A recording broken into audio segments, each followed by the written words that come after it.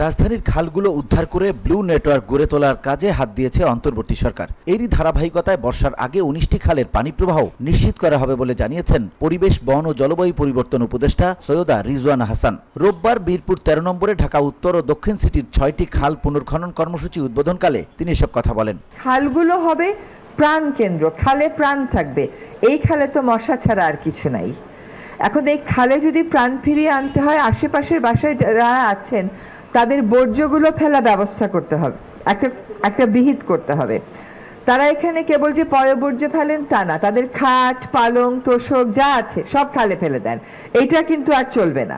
রিজওয়ানা হাসান বলেন, আমরা ৩-৪টি মন্ত্রণালয়ে বসে কিভাবে বর্ষার আগে খালগুলোতে প্রবাহ ফেরাতে পারি সেই বিষয়ে কাজ করছি। প্রথমে খনন করব, এরপর ধাপে ধাপে বাকি কাজ এগোবো। তিনি বলেন, আশা করি এই বর্ষার আগে ১৯টি খালের পানির প্রবাহ ফিরিয়ে আনতে পারবো। আমরা এই ১৯টি খাল নিয়ে একটি মাস্টার প্ল্যান করার পরিকল্পনা করেছি। আপনি একভাবে চলে চলে অভ্যাস হয়ে গেছে আপনার ২০ বছর, ২৫ বছর, ৩০ বছর।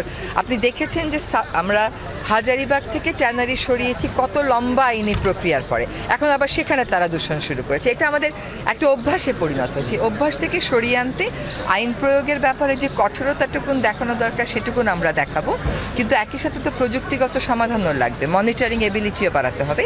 সেগুলো আমরা শুরু করে দিয়ে যাব। পরিবেশ উপদেষ্টা বলেন, প্রকল্পের অধীনে কর্মসূচির মাধ্যমে কাজ শুরু হচ্ছে। খাল খনন কাজ শুরু হবে আগে, এরপর পুনরুদ্ধার করা হবে। পুনরুদ্ধার করার সময় অনেক বাধা আসবে, তবে তা সবাইকে মিলে রুখতে হবে।